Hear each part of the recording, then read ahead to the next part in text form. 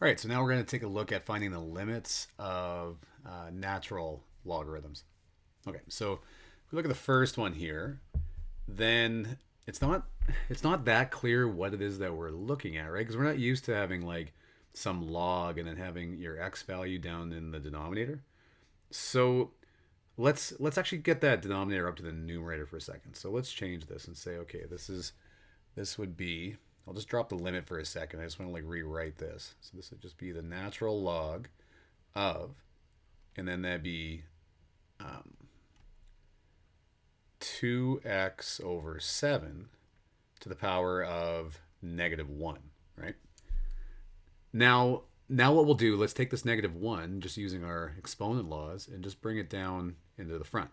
So now we've got -1 times the natural log of, and I'll call this 2 over 7x. So now this part of the function would just be something like this, right? Just like our standard log graph. And if we remember back to our transformations in 30-1, we just now have -1 times that. Well, that would just be a reflection in the x-axis. So that would actually just look something like this. Now, right? So now in that form, we can kind of get a bit of a picture. We say, okay, as we're approaching 0 from the right, so then let's put it all together and say, okay, the limit as x approaches 0 from the right of the natural log of 7 over 2x, okay, just our original function. So as we're getting closer and closer to 0, we're getting closer and closer to positive infinity. All right, looking at B.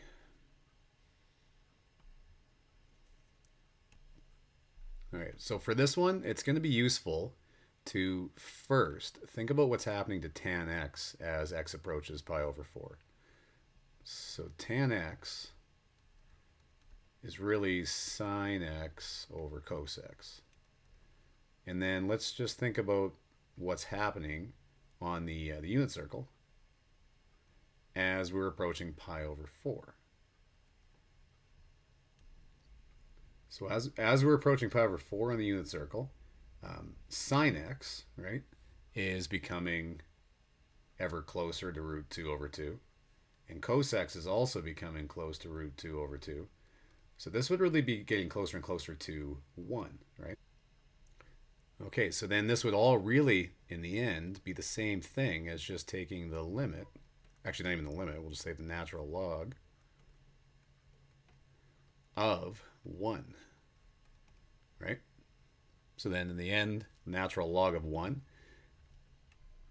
is just 0.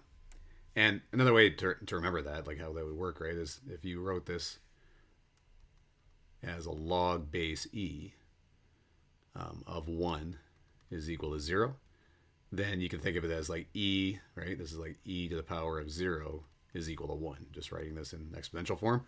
So that's how we know that's also just equal to 0. Okay, looking at C. So now we have the limit as x approaches pi from the left of the natural log of tan x.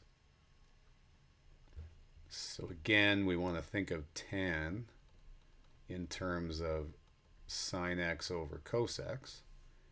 And if we were looking at our unit circle, then if pi is here and we're approaching it from the left, it's here, right? We're getting like very, very close to pi. And we can picture, up and down being our sine x.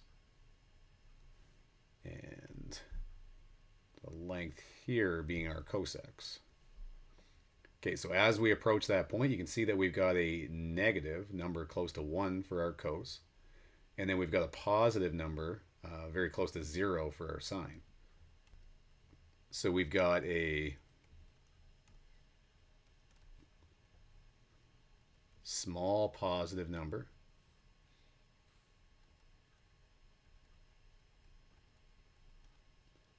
over a negative number close to -1. Okay, and all the main thing here is that we pretty much have 0 over some number, but the number's negative, right? So positive divided by a negative. Okay, so in the end, we've got 0, like because 0 is in the numerator, so it's coming out as 0. But then we can see since it's negative on the bottom, it's going to be 0, but it's like from the left.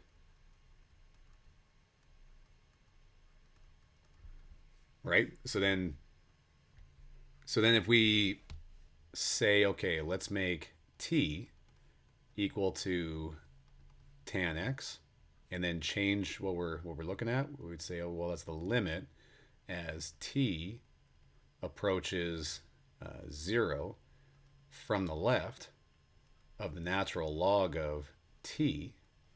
Then we can see that there's a problem here, right? Because if I start thinking about numbers like negative numbers in place of t, well, those don't exist over there, right? So it actually just doesn't even exist. So it does not exist.